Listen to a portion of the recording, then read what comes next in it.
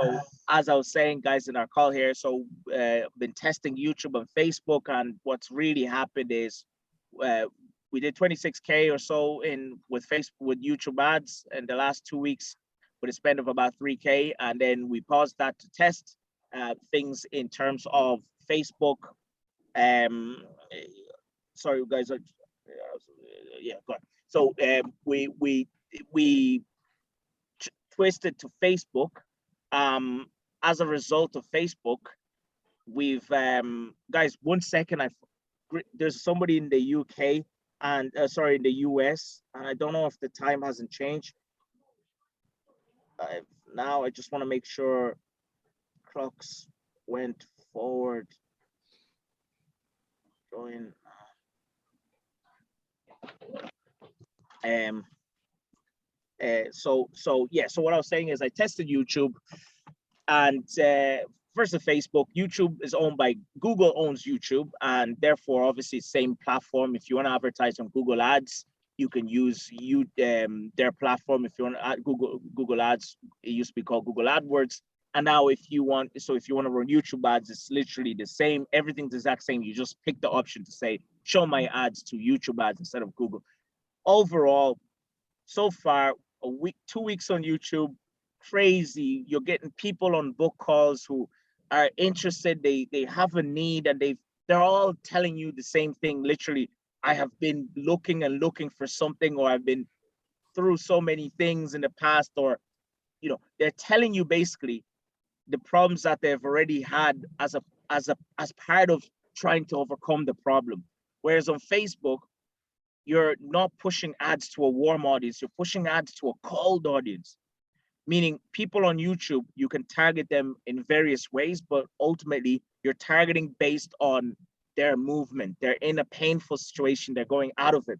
So you're targeting them either in the early stages of them looking for a solution, or at the brink of where they're just so tired and they need this problem solved, right? So whereas Facebook, you're so early in the game. Usually in a purchasing journey, what happens is we go through 3 stages. We go through an awareness stage. If you're writing notes down, write this down. It's important to understand these things so you can know how to combat and understand how to get out of the problem that you're in if you're looking to get more book calls or you're not converting people, etc. So the 3 stages of a purchasing journey, a customer's purchasing journey are: number 1, awareness stage. So before we buy anything, if you ask yourself or think about yourself when you bought something in the past, what was happening in your world? You were probably thinking about, you first needed to know you had a problem. So usually before we start buying, we get into the awareness stage, the first of 3 things. And this is where we're aware we have a problem. We start to think about it more. Maybe our partners have told us that there is some sort of issue we need to stop or whatever. We become aware of a problem. The second phase of 3, then once we're aware, we start to do this. We start to engage. Okay, so we start to go out looking for, we consider opportunities. We go out looking to get education on how to solve this problem. So it's normally awareness, and then we go into consideration stage or engagement stage, whatever you want to call it. But that's when we're looking to see, okay, what's the opportunity out there? How can I make more money with property? How can I get in the property game? How can I lose weight fast? How can I stop smoking? I'm using references for the people who are on this call right now. So give me a virtual high five. Thank you. So there we go. So it's very hard to get Mia to laugh. So I feel good, right? So Izzy's mic is off, but so you go into the awareness consideration, the consideration stage or engagement stage. So now you're typing in how to, hence why Google is good, because if somebody is in the awareness stage, we are not interested in them today. We need to find the 20% of the marketplace who's ready to buy today, okay?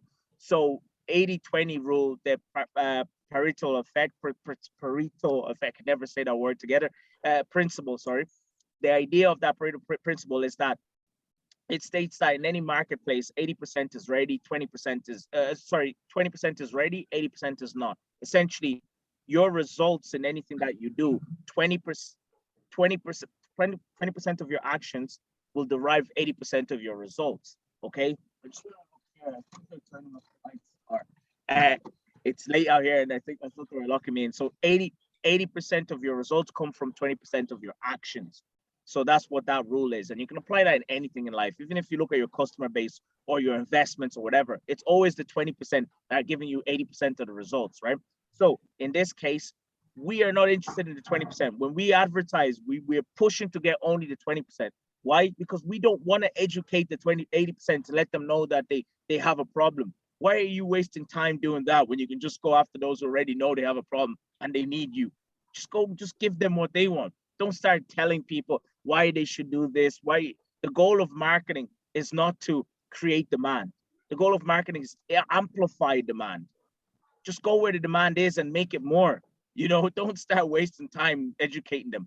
You're not a government. You don't have the budgets of a government. You're not a multi conglomerate of a company. So the 3 stages: awareness, engagement, or consideration. The 3rd stage is decision, okay, or purchasing. So that's the 3rd stage of the buyer's purchasing journey. The 3rd stage is decision, aka purchasing. That's where when someone is aware they have a problem, they go off and start looking for ways to solve that problem. That's where you can throw in the hooks, give them the tips, the ways in how they can see and understand how to get a solution, not teach them and give them it, because it won't work. You just give them a framework. So if somebody's looking to get into property, they might be wondering how to start a property portfolio, how to make money. They don't need to know how to make money using single homes. They don't know that. They just need to know how to get in the game. So if they downloaded a PDF of yours, we call this a lead magnet, a small page that has like 5 tips to avoid when looking to start a property portfolio, something like that. It will cause them to see something that resonates with the pain that they're in, and them wanting to take action on that. So that's how you hook people in who are in the engagement stage. And then in the final stage, the decision stage, that's where the 20% are.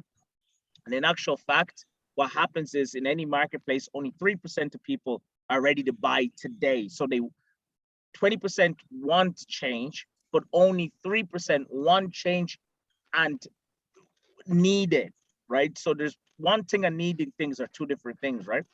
Meaning you could want water, a particular type of water, branded water, but that doesn't necessarily, like, you don't need it. But if you need it, that's a different game altogether. Now, needing water because you're thirsty, and then you have 10 stores that sell water, but you won't go to any store and buy it. You'll actually go and buy from the one you want to buy because they sell a particular type of water, right? So you need someone who's thirsty and wants it right now.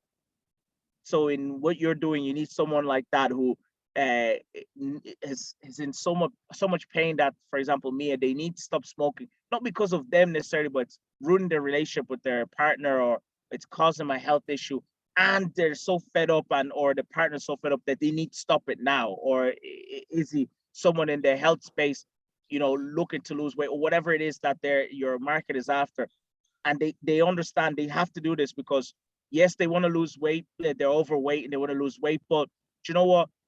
They might not necessarily need to do it right now. Like my girlfriend, hopefully she never listens to this, but she's always talking about her weight and that she's not doing anything about it.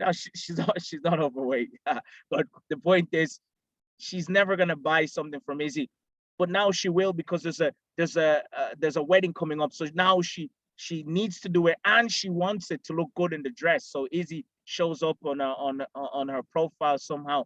She's gonna buy that program that he has. Okay, so that's a really important thing you understand. So it's understanding who is the 3%, so that if you know who the other 20% are, you can then keep on priming them, letting them know you're there, and then eventually they reach out to you. That's the whole goal of the organic strategy. And then the 80% who are not ready, whatever, you can just forget about them. They don't need your attention. They will always come over in the long run. So ultimately, when people go about buying, they go through those stages: awareness, engagement, conversion. And it's always that.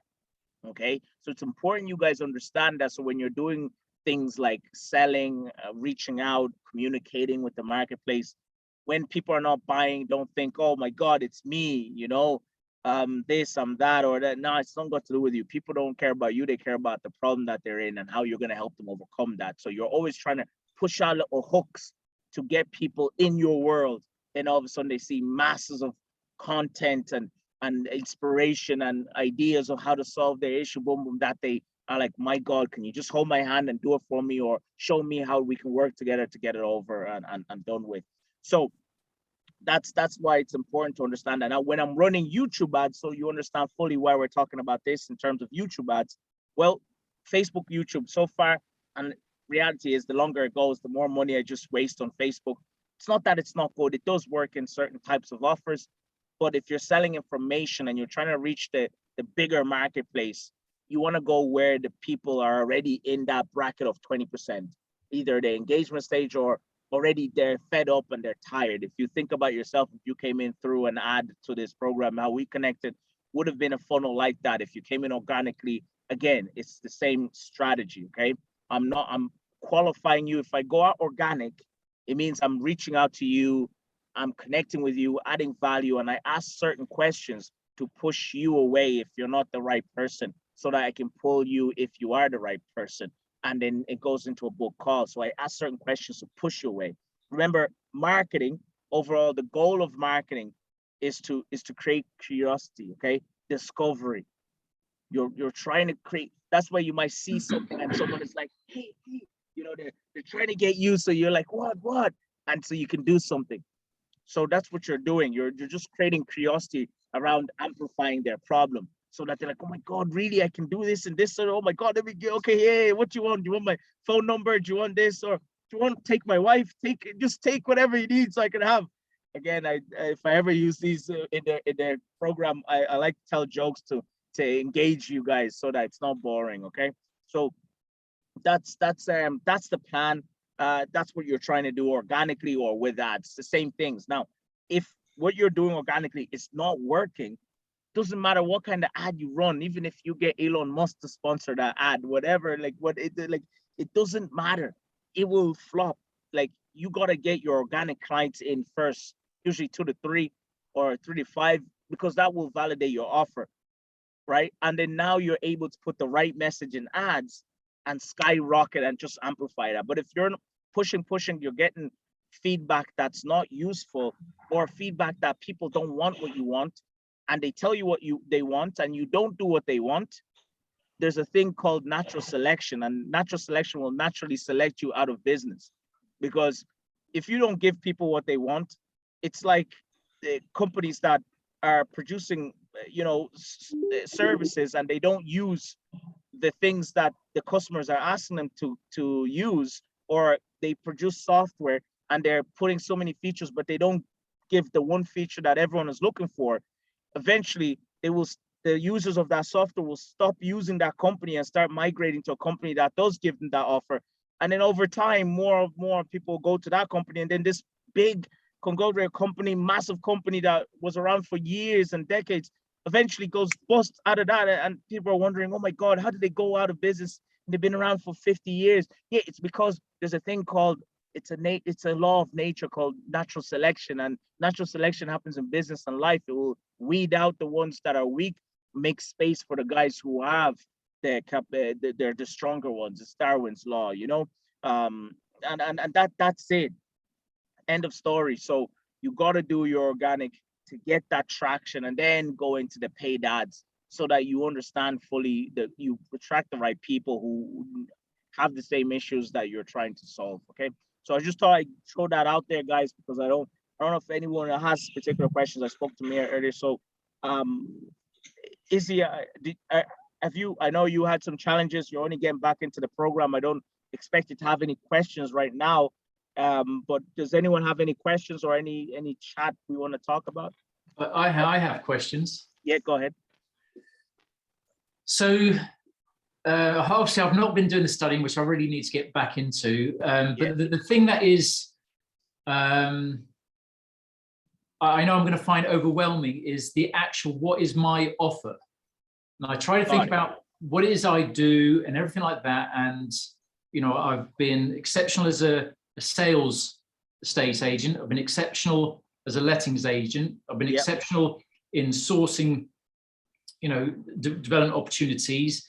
And I've been exceptional in the developments that I've done, and then the prices, the GDVs we've achieved. to me, it all just seems like there's lots of little bits there, and I just don't know how to package that to make that a quality product that somebody can run with. I've learned on the hop everything I've done, and when I think about it, there is a ton of information there that I've got. And I'm trying to be more mindful now when I'm talking to clients and the questions they're asking me, because I've given the answers, really not even thinking about it. And now I'm sort of trying to be more aware. Something I'm aware of that speaking to various clients is most of them, it's the due diligence stage that they get most nervous about. Got it. Now, I know what I look for, and I try and give that advice to them. But again, I'm only doing it in a short conversation. And but do I create a package that just says how to do really thorough due diligence, and what I call creating a deal where you've got wiggle room? That is so important. Got it. And that can mean various things. There should always be more than one exit strategy, but I find the whole idea of packaging, putting something together, overwhelming. Got it. So let me reverse. The first question was, again, go back to the question. Well, what do I offer people? This is the question. Got it. Okay. Okay, good.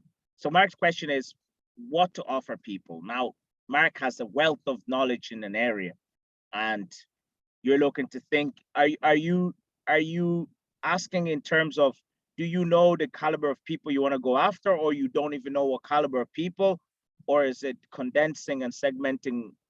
So I think the caliber of people that I think I'm identifying with is basically somebody who's wants to come into the property game. Got it. Okay, let me pause you right there. Fine. So good. So everyone understands, right? So there are three types of people. There are three movements in the marketplace in terms of stages of growth, right? As a business owner. So you have the early stage business owner, one of three. This person is someone who hasn't started but has been looking to get started. Okay. Then you have the so when I say the early stage, so okay, let's put that aside in terms of someone who's already started in terms of their stage 0 to 3 years. Okay, usually we break it up like that. 0 to 3 years. That's an early stage for a startup. That's someone who started, doesn't understand what they don't know, doesn't know what they don't know, literally have no clue. They have no framework. That person needs a framework of whatever you're helping them achieve. That could be as business owners or people in general overcoming a problem. So you're at the stage where you're in there, you're trying to solve it, but you don't know what you don't know. Then you have the people who are 3 to 6 years in the problem or overcoming the problem. As a business owner, someone trying to grow a business and they're 3 to 6 years. That's that's pre-established. That's a person who understands now what they don't know, but doesn't know how to get the help or doesn't know what to push the trigger on in order to move forward. Do I hire this person? Do I buy more software? Do I get more clients? They're at a position where they've proven the concept, but they don't know how to scale up to the next level now. Then there's those who are 6+ years, yeah? And usually those 6+ years onwards, they're people who understand the problem, understand exactly what they need to do. They just need someone to solve the problem, whether that's hiring directly a consultant or a person, or that's literally them hiring more staff, or they literally, it's the bigger the company is, the more they know their issue. They just need someone to come in, either manpower or information, to fix that. That's it. So if you look at your challenge, which of those three are the ones you're trying to target? Yeah, so I'd have thought sort of the 0 to 3 years. I think people are above that. I help them all the time. Got it. Let me stop you right there. Sorry to stop you right there. So you've identified your group between A, B, C, let's say. Your group is the 0 to 3. There are people who have started or looking to start anyway, but they're 0 to 3 solving the issue. These are people then we can classify as early stage. So we can do two things from here. We can either say, okay, well, let me pretend to be the market because you're not. Like, we're not the market because you've overcome those issues. Now things have changed. You don't know what they're being told with the Grant Cardones in the property game to this. There's even more confusion, so much noise. Whereas Mark knows how to do it. And those big guys are doing all that to confuse people so they buy more products. But you're right, you will know the truth, right? So you got to look at the marketplace always, guys, as the marketplace. If you want to be a billionaire, you got to be able to see not the point of tipping, but where the change is happening before it happens. Meaning, if there's always the market can always be in one or two directions. Either everyone is saying do this thing to lose this, or everyone's saying don't do this thing to lose this, or being bigger is more healthier. And then you can predict now the market's going to come down in the next 8 months because everyone's going to be going to opposite. So if you can predict the future by creating the future, you have won, right? It's getting the market towards the truth. So if you look at the people who you're targeting, they have a certain belief. They think to achieve this is based on the environment they're in and all they hear from the progressive property I know in your game, all these guys who are talking about, and there's certain things, yeah, that's correct, but that's not. It's more simpler than that. You don't need the multi-homes. You don't need you understand what I'm saying? You need the MHOs. My point is this, looking at those three early stage people, the goal is to figure this out, you can do two things. Either try to think and go in a dark room and sit there and think, okay, this is what they're thinking. This is what people are thinking, and I'm not people. It will always be wrong. What you got to do is either go out, research the marketplace, asking the right questions, or accelerate by what people don't tell you, which what I tell you is mirror, research competitors and see the commonality of what they're all talking about. What is the one message that everyone keeps hinting on, right? What is that one message? And after that one message, what is everyone offering? And there you go, right? Yeah. So if you can easily, what I would suggest, guys, is, and Griffin, nice. How are you? Yeah, how you doing? Good. We're all just talking. Mark asked a good question there in terms of putting an offer together for himself. He's been in the property game for a long time, and now he's looking to go out there and share his knowledge, monetize it, help more people. My point here is Mark has asked, I don't know what offer to put out in the marketplace. So what I'm trying to digest is what I was talking earlier, and you'll be able to see in the replay, was basically there's always three types of caliber of people going through a pain. Either those who are just getting started, those in the middle stages, and then those who are finished. So ultimately, the best way Mark can come up with an offer, create an offer that will solve the marketplace problem, is first identifying which of the three caliber of people he wants to help. And then once he's done that, now the second thing is what to help them with. Well, he could go into a dark room, keep the lights off, and sit there and pray to God that he can come up with ideas, and always whatever he comes up with will be false because he's not the market, right? It'd be like Griffin trying to come up with an offer for a job, and you're not the market. You're above that. So if you sit in a quiet room and just think, okay, people want this kind of a benefits or whatever, it's always going to be wrong because you're not the market. So there's only the real way of doing it is either going out to the marketplace and talking to people and understanding what the buzz is and what's going on, so you can feed into that, graduate, get the people over, and then teach them what you really want to, or show them the way you really believe is true, or just do the second thing, mirror success. Why are you wasting time coming up with things when the world is full of so much things? There's just so much noise out there. Just find what people are doing, mirror. I say mirror, guys, because again, if anyone copies and gets copyrighted and sued, I'm not your friend. We don't know each other. I've never met you. Good luck. So you mirror what success is. If somebody is doing something, and if you go out and research the marketplace or your market itself and see commonalities of everyone is talking about the message in so many different ways, but it's really one thing, well, then that's what the market is wanting to hear. You got to give them what they want. The biggest problem I've had in the life took me 10 years to scale up, yeah, because I wasted a lot of time. It's because I wanted to give people the truth. I used to have an SEO agency doing SEO for people and ranking higher on Google. Mark, Griffin, Mia, Easy comes to me, you guys come to me and tell me, Glinda, I want my website higher. I'm like, great. I tell you the truth. You don't want your website higher because it's gonna do nothing. Literally, you will be high and nothing will happen. What you need is to get results fast, run ads, learn the keywords on Google, because now you know what to optimize your website for. Because people think you can be up there for anything. You can't. You must be, if you're in the property game, how to start a property portfolio. You need to have those keywords, but it might sound like, as long as you know, my point is you need to understand what the market is looking for. So you give them what they want. So you come to me about SEO because you hear all these like fluff out there about SEO, this, that. And I spent a lot of time. I told you guys I was doing a computer science degree. Artificial intelligence was my area. So I was a real nerd, right? But my point is, I know the ins and outs, and you come to me about SEO. Even though I do that, I will assess you. If I think that you're just starting out, I know you give me money for SEO will get you high up there, but you're not going to have enough leads, and even any leads for that matter, to compete against the big guys to be able to continue.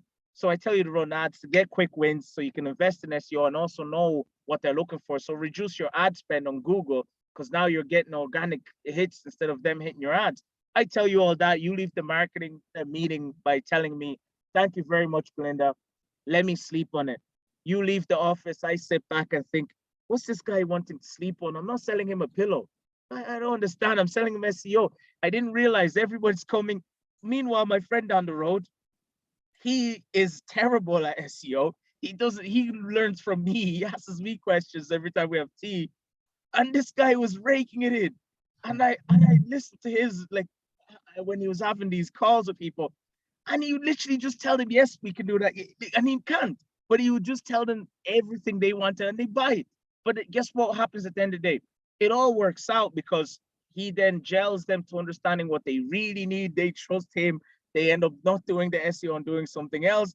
And I couldn't understand for the life of me. This guy learns from me and he's growing so fast. I'm struggling to get a client because I'm telling them the truth. So obviously tell people the truth, but don't try to force yourself being the top guy when you're not until you've graduated to being the top guy. If you're going through college, for example, you can't reference, if you don't have a PhD, you can't write a whole thesis, a paper, without giving references to where you got the information from, because it's impossible for you, doesn't matter how intelligent you are, Einstein, whatever, to go into a program without a degree and thinking you've come up with these ideas, when the reality is your ideas and your thoughts are all shaped around the environment you're in and your belief systems, and most likely what you're talking about is not original. There's nothing original.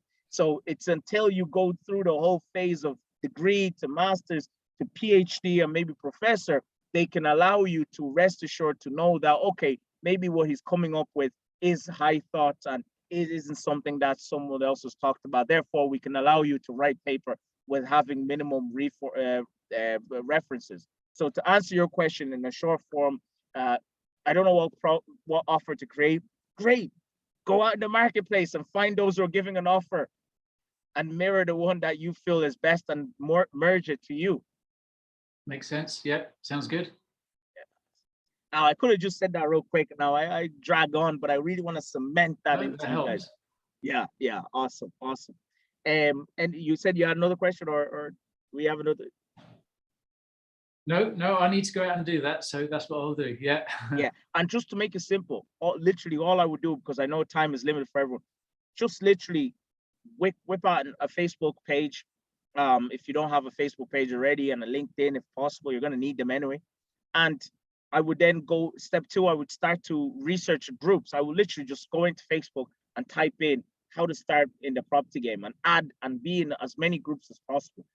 How to find an insurance job, how to recruit in insurance, how to fitness for mothers, but just be in as many, Mia, the exact same, smokers, stress relief, be in as many places as possible where your market is and study your market. The more you know the market, the more you understand the problems better. Doesn't matter if this guy over here is yelling and shouting. about this and that and that. The person who will win in the end is you, the one who really understand the customer better than they understand themselves. Because when you do talk to that person, this guy has talked to 10 people. You only speak to one person, you convert them. End of story. You know? Now, of course, there is a level of frequency that the more you do, the more activity, right? So, but at the early stages, really digesting and understanding the marketplace and the people in the market more than they understand themselves, and more so understanding where they're going to be in 12 months time and where the market is going, not looking at today, but looking at where it's going is most important. Like, for example, in what I do, agency, like agencies, whatever, but the second business, but this in the program that we have, for example, the future is going towards people are buying, hiring in-house, or they don't want to use agencies, etc. So I know, so people who are starting agencies now, they don't understand the future is information. It's a 350 billion euro or dollar industry predicted by Forbes by 2025. I shared that study earlier. So people are interested in buying things instead of actually, information. And someone asked me the other day, Galinda, I don't know if people have the price, the amount for my program. It's $1,000 or something like that. Someone said the other day, or they said $2,000. I can't remember. But I was talking to them about, listen, people pay $30,000 for freaking a year in college, and they don't even have the products of, like, the college won't give them the whole semester. They won't give them everything up front. They pay one at the start, then they learn it as the program goes on, because the colleges are feeding in the lecturers what to do in the next quarter, etc., next month. So don't overthink, like, people won't pay to get in your program, either A, because they don't have the money, or B, because it's not ready. That's false. Like, just look at reality as it is. The people who don't have money for school fees, like parents, or the kids in America, like the way, we always hear about Americans in debt problems, they go off and get loans. So if somebody really needs your product, don't just lower the pricing. You can do that at the start to get momentum, but understand they do have money. It's just they're not using their money with you. They value buying other crap, and it's important for you to get them to understand that they need, if they don't work with you, they're going to waste their money. But they do have money. It's just they prefer to use it at other places and things that don't even give them a return. Or if you're in recruitment, like Griffin, every 15 years, people move jobs, and every day people are looking for new, better opportunities. And it's always those who are actually not physically actively looking to change, as we spoke about last time. They're the ones that are the best, because usually someone who doesn't have a job and is looking for a job, there's a reason why, like, they're looking for a job. Yeah, there's an issue there. There's a fault. You don't want that person. That person will be in your job and looking for another job. They're just trying to get their feet wet. It's more about the guys who are happy at their job. Yeah, they would like change if the opportunity comes, but they're content. Now those guys are loyal, and they will only move if the opportunity is great. And when they do move with you, they're set to be with you for another few years or more if possible. But they're not actively just moving here. You know, those guys who be in a job, one minute you're talking to them and they're doing plumbing, next minute they're doing this. It's like, what's going on? That's just the way they are. And you can't change that person. That's not your job. You're just trying to find the person who already values what you value, and that's that. Did you have a question there, Izzy? I thought you turned on your mic in case you did. Hello, Ngalinda. Hello, everyone. Well, I just turned on my mic because in case I needed to say something. Right now, I'm just absorbing everything. I've been doing the work so far. So basically, I'm in the learning stage. Perfect. And right now, any question seems like is not going to be a proper question, because I don't know enough, I guess. Yeah, sounds good. Okay, awesome. Griffin, did you have anything in particular to the group, or? Not at the moment. Awesome. So and Mia, I think there's nothing there really, is it? Yeah. Awesome. So just Galinda, just a very quick question, because it makes sense to me, YouTube, because YouTube there's loads of videos on how to, so that's where people naturally go to, as opposed to Facebook, is chit chat and the rest of it.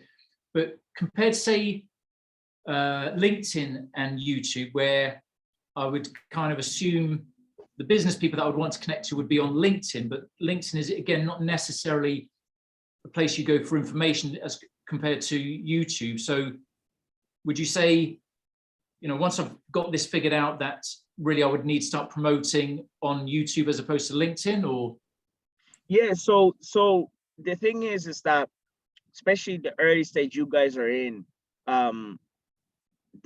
there's levels to like advertising, etc. My goal is to get you guys going to the point where you're getting flow when it comes to advertising, and then you're able to graduate into the other programs that we haven't created, where it'll be more focused on ads. Until then, the biggest thing, best way I can answer this is this. So you have a search engine, and then you have social media. That's the way we can differentiate the online landscape. You have paid ads, and then you have organic. Okay, that's it. Whether you're recruiting, you're getting clients, you're recruiting clients, like you're acquiring clients or stuff. You should always do organic first and then use ads. But ads are supplementing. This is why I didn't get in the past. I push ads and I go broke. I have to go get loans to keep the business going, right? So in the long run, you want to have these channels, and then you have virtual assistants or staff or whatever way you want to run the operations, and they're running these components as you always want to remove yourself from a thing that you're doing. So you're wearing multiple hats at the start. You don't hire just for the sake of hiring to look good or feel good. Don't be like the old stupid me. You're hiring to remove yourself from that chair now. So you don't need to be there. See Griffin laughing. Thanks for laughing. So you remove yourself from there, and have someone fulfill that, but not remove yourself and then have a hole and now you're going backwards. Therefore, with advertising, it's the same thing. You got to get your organic going first, get results, then put a few coins around that, a few pennies to accelerate that, and have the two going to the point. Like me now, I'm overwhelmed with book calls. The team can't handle it, and they're sweating all the time, and they're on commissions. So it's great. Yeah. So going back to everything, online digital marketing is very simple. It's just organic and then paid ads. And everything is just bringing them to somewhere where you can capture them in your world and then get them to a book call. That's it. There's nothing special. Organic is the SEO stuff, for pushing your website higher on Google. They're reaching out to people on LinkedIn, Facebook, Instagram, whatever your platform is. And then paid ads is using a channel, any of those social media channels to advertise. Now, going back to everything. So you have, in your case, you guys, you have LinkedIn and Facebook, okay, as your organic channels. And then you can run ads with them. And then the only other differentiator is Google. I've been debating whether to put the training there or not, because I don't want to confuse people. But so you understand, Google is a search engine. What this means is people are actively warm. They're warm. You're targeting warm people who are aware of a problem and they're looking for a solution. They might not just need it today. They might need it tomorrow. They're more likely looking for it. They might have needed it yesterday or today or possibly tomorrow. Whereas Facebook, people are cold. What that means is they're not aware of the problem most likely. So it's a numbers game. You're pushing your advert to a lot of people, but you have no real way of knowing if that person needs the help or not. So if you run ads on cold platforms like Facebook, it's harder to convert people to getting them to a book call and then buying from you, where depending on your offer. Whereas if you're pushing people on LinkedIn, like Facebook, they're cold, and LinkedIn is not as big as Facebook. Facebook has like 2 point something or 3 billion users. I think it's 2 point something, but I know there's a few brothers hiding out there somewhere, so it's definitely 3 billion. They're just not calculated in the population of Facebook. My point is, Facebook have a lot of activity, so you have to look at these online advertising spaces as like billboards. When you advertise on a billboard, you're given a time frame and how long you'll be there, and then after that time frame, they'll remove you and put another company out there on the motorway or wherever the billboard is. It's like same thing as Facebook or any of these other platforms. You're given a time slot and your ad is shown, but the traffic that sees that could be stale. The traffic is not moving. That's Facebook and LinkedIn. The traffic is just there. It's sitting around on a red light. Whereas Google, it's green light. You're getting a lot of people who are in one movement. So you're more likely to capture a lot of people who have been thinking about it, not you trying to show to a lot of people and hoping that one or two will take action, you know? So Google is more, there's traffic flowing all the time and it's traffic in a direction. That's the beauty of Google, AKA YouTube ads, right? Whereas LinkedIn and Facebook, traffic is dead. It's just sitting there. It's more, even if it's more targeted, the reality is it'll cost a lot because these platforms don't have a lot of traffic. So they're gonna charge you to show. They're competing on, you're gonna be paying more. And also LinkedIn is a new platform, so it's still regarded as new. So there's less activity on LinkedIn, so it's costly. Yeah. Now, don't get me wrong. The skills I teach on Facebook can be transferred to YouTube and Google and LinkedIn. But it's just a lead on Facebook, a lead on LinkedIn. Let's say a lead on Facebook, depending on the way you're doing it, but on average, it will be like 10 to, if you're getting a lead, like in terms of a cold lead, it's about 10 to 12 dollars per se, dollars, pounds, euros. Whereas LinkedIn, it could be anywhere from 49 to 100. And that's just a lead. That's a cold lead. That's not someone, you don't know if they want to really buy today, tomorrow, whatever. It could be next month, could be next year, and you're out of business. You know, it's what use is that, right? Whereas it's same thing as about recruitment. Whereas YouTube, like Google, the lead is a lot lower. You could get them for 50, about 10 to 15, but the quality is someone you're talking to, and they're like, you know what? They a lot of the calls people start telling me, it's like God answer my prayers. You know, I was looking for this. It's so weird how you just popped up. I was watching a video, the news on the war on Ukraine and Russia, and then this guy pops up, and I was actually thinking that before I watched the video on CNN. They don't know I'm targeting. I know my people are watching CNN. You know, you're a serious person if you're watching CNN, and there was some doctor we signed up yesterday, and she has a practice and she wants to teach other dentists. You know what I mean? You're getting a higher caliber of person. So people looking for jobs, how to get successful at an interview, how to move jobs, how to change careers, how to get into this, how to get out of that.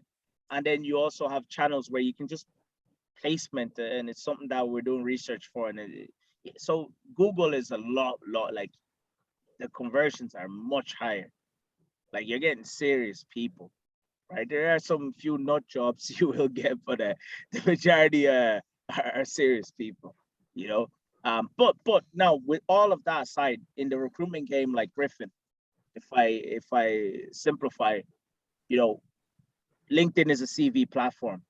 So for Griffin, things are slightly different there. You know, it's a LinkedIn, it's a recruitment platform. But at the end of the day, you know, it's all about the offer, guys. At the end of the day, just these platforms will allow you to get to the people, but it's the offer. Really, it varies. Like Facebook there, I did a study, like I was saying at the start of this call, I ran YouTube ads to the same offer, like to join this program, the 26K there on those 2 weeks. I did the same thing for Facebook. We got nothing. And the leads that we got in were like, oh, they didn't even remember what they did or who we are. People weren't in the flow.